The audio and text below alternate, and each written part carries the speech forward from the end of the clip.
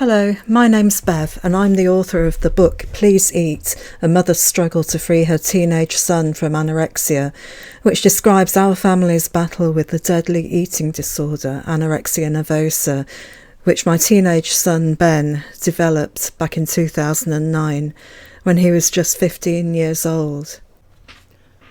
This post from the 10th of September 2011 talks about the new parents' evening at school, which I was taking part in because I was deputy chair of the PTA at the time. This post also describes how the idea of writing a book about our experiences came into my head.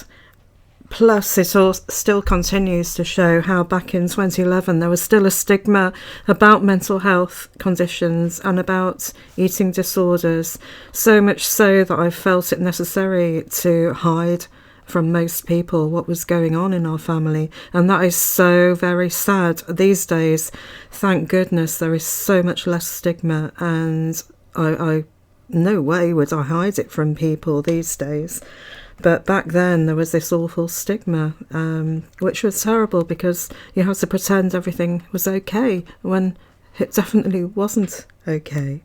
And as you'll know from the last video, I had decided that I really had to resign from the committee because I couldn't juggle looking after Ben and getting him through his eating disorder with stuff that I had to do on the PTA. So this post is called New Parents' Evening. Well, everything went much as described. I got my flowers, the new parents chatted away, the headmaster gave his usual speech. It's the 7th time I've heard it now. And a lot of free wine was consumed by those that weren't driving. And I wore my normal parent hat all evening, except when talking to those few people in the know, out of the hearing of anyone else. First, there was the deputy head who took me aside to say staff had been suggesting ways that Ben could become more involved in things this year to help him integrate back into the social side of school.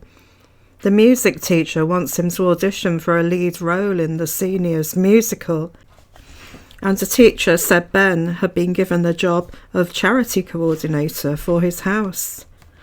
Then I bumped into Sheila, the school nurse. I've got to know her so well over the past couple of years that we're on hugging terms. I've even had lunch with her a couple of times and been invited to her house. She's been a true tower of strength to me in ways I could never hope to repay. In fact, I'd love to stay in touch with her after Ben leaves the school.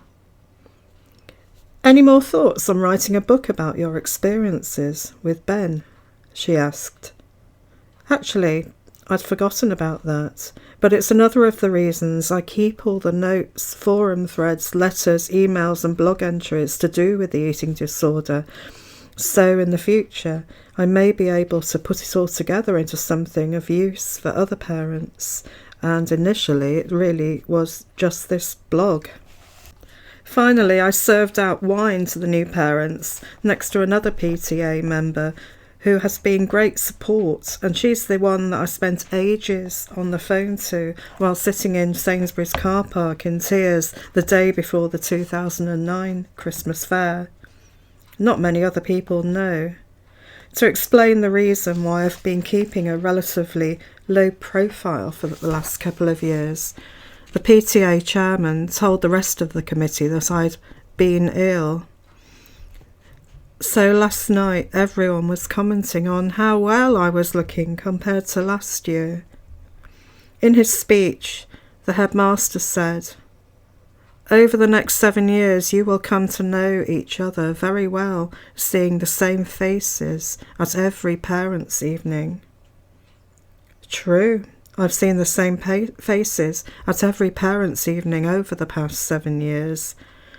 Last year wasn't too bad, but the previous year I was painfully aware of how different Ben looked to his peers, of those guarded glances from other parents, as they pretended not to stare.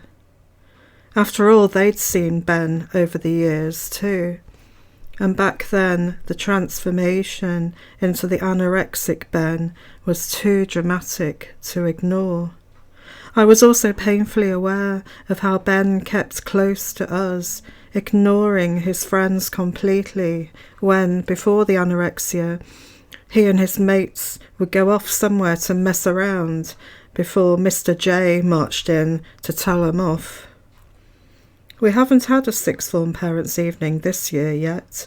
Hopefully it will be no different from how it would have been had anorexia never hijacked our lives. It's Ben's last year at school, and Ben is in the 2012 Leavers year, which is the year of the school's bicentenary with various celebrations, so I'd love it to be a good year. That's the end of that blog post.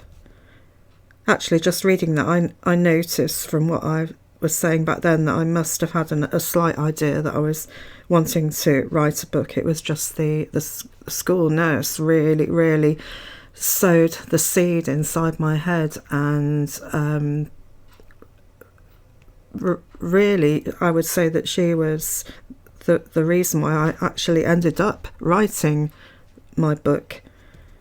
And interestingly, I also say in this post that I'd love to keep in contact with her after Ben left school, and I do. Anyway, thank you for listening.